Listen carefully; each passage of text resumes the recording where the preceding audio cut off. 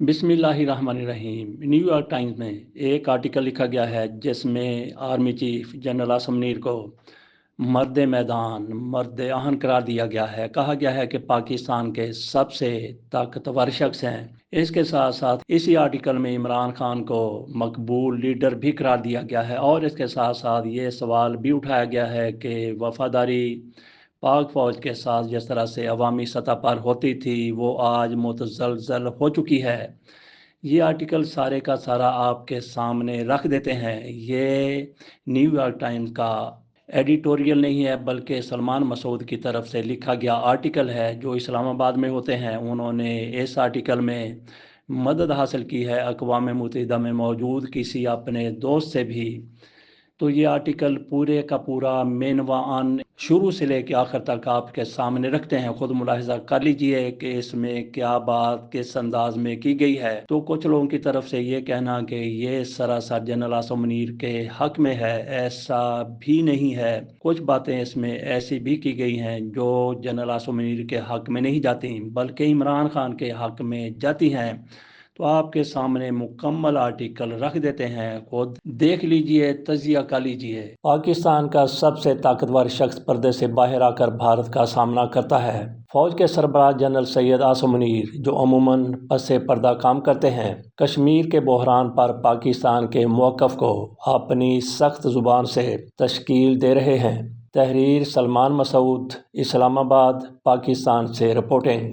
جب تک حال ہی میں پاکستان کے سب سے طاقتور شخص پردے کے پیچھے رہنا پسند کرتے تھے، وہ اپنی عوامی شبیہ کو سختی سے قابو میں رکھتے اور اپنی تقاریر کو زیادہ تر فوجی تقریبات میں ترتیب دی گئی تقاریر تک محدود رکھتے۔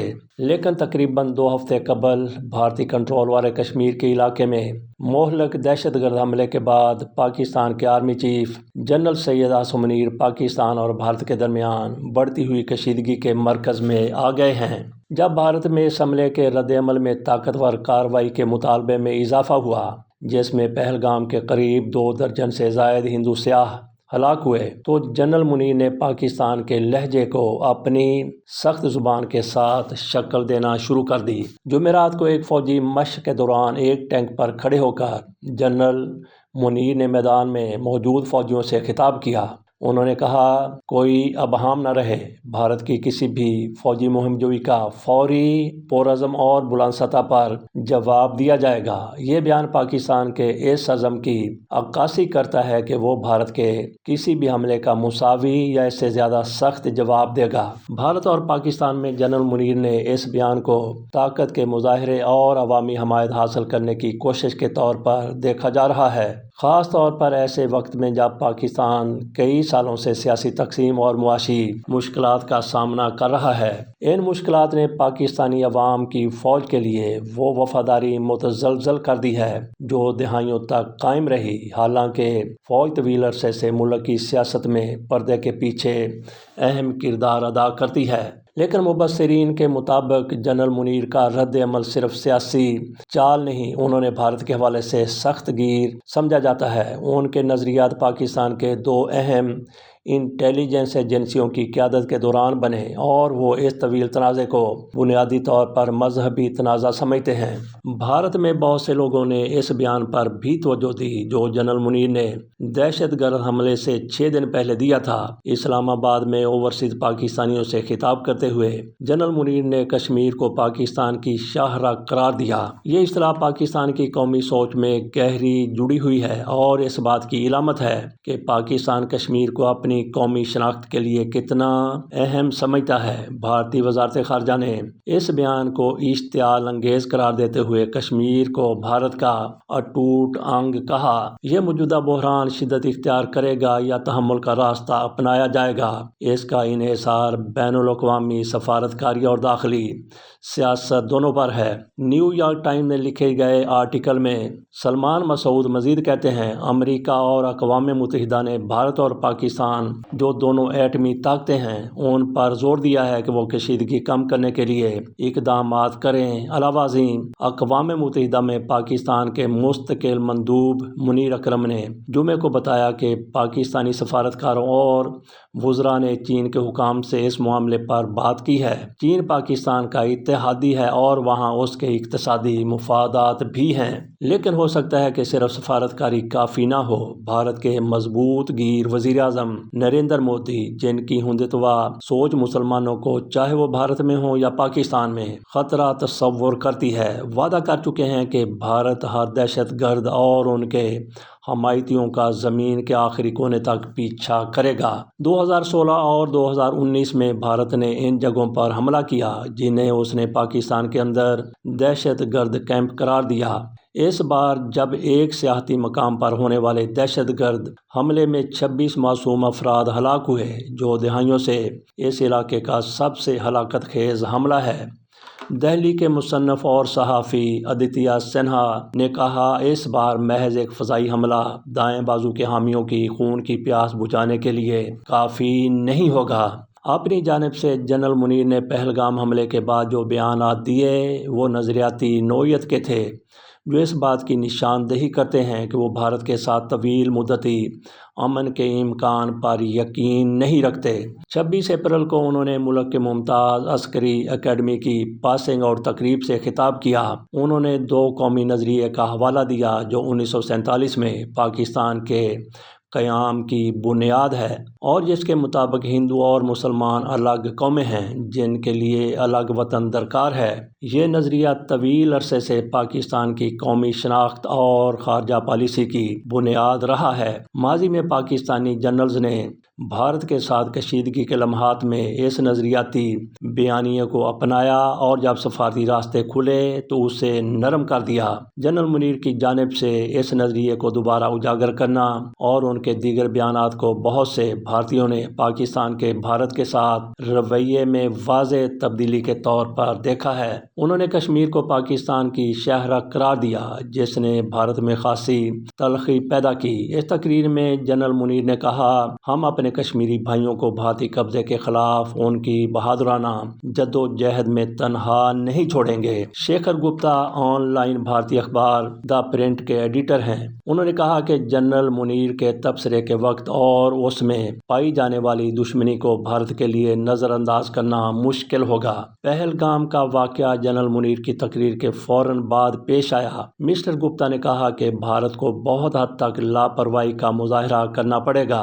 اور اگر وہ ان دونوں کے درمیان تعلق نہ دیکھے، خاص طور پر جب انہوں نے ہندوؤں کے خلاف دشمنی کو ہوا دی، جو کہ کسی پاکستانی رہنما خواہ سویلین ہو یا فوجی نے ایک طویل عرصے سے نہیں کیا تھا۔ پاکستانی حکام نے جنرل منیر کے بیانات اور کشمیر میں حملے کے درمیان کسی بھی تعلق کو مسترد کیا ہے۔ اقوام متحدہ میں پاکستان کے مستقل مندوب مسٹر احمد نے بھارت کے اس دعوے کو رد کیا کہ اس حملے میں پاکستان ملوث تھا اور کہا کہ جنوبی ایشیا میں عدم استحکام کی جڑ مسئلہ کشمیر کا حل نہ ہونا ہے۔ یہ خطہ 1947 کی تقسیم کے بعد سے بھارت اور پاکستان کی دشمنی کا مرکز رہا ہے، جب برطانوی ہندوستان کو تقسیم کر کے دو ممالک بنائے گئے تھے۔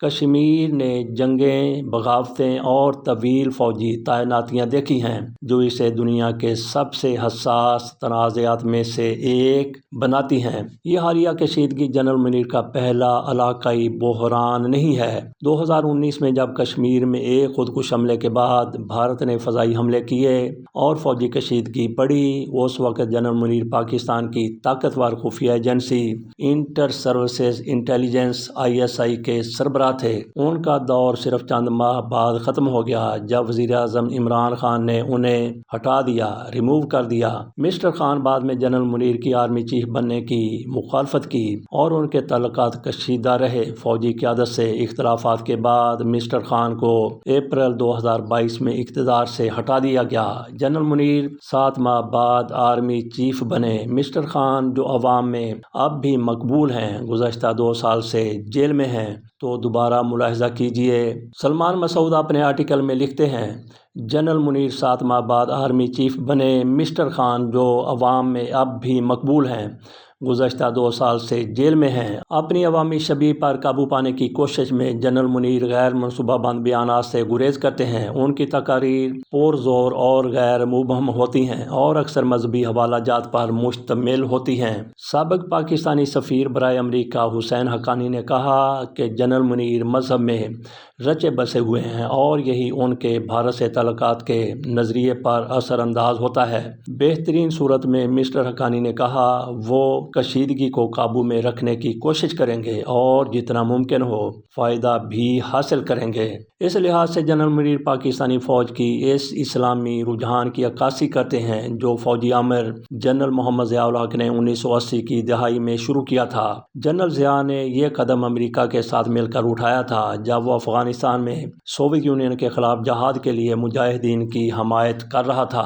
وہ پسند کیے جانے کی بجائے کنٹرول میں رہنے کو ترجیح دیتے ہیں۔ مسٹر حقانی نے کہا یہی ان کا طرز عمل اندرونی سیاست میں رہا ہے اور یہی ان کا ممکنہ رویہ بھارت کے ساتھ معاملات میں بھی ہوگا۔ فوج نے بھارت کے ساتھ تعلقات میں زیادہ مضبوط کردار اختیار کر لیا ہے اور مستقبل کی کسی بھی بات چیت پر ادارہ جاتی کنٹرول مضبوط کرنے کے لیے انٹیلیجنس چیف کو قومی سلامتی کا مشیر مقرر کر دیا ہے۔ یہ عہدہ ماضی میں ریٹائرڈ جنرلوں یا سویلین کے پاس ہوتا تھا۔ فی الحال دونوں ممالک کے درمیان سفارتی تعلقات منقطع ہے۔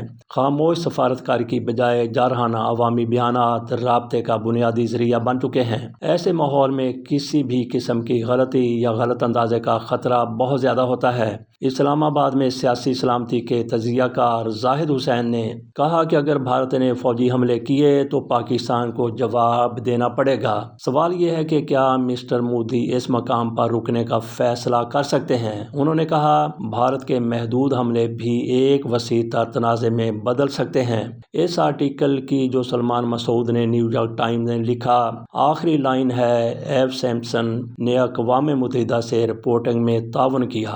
اجازت دیجیے، اللہ حافظ۔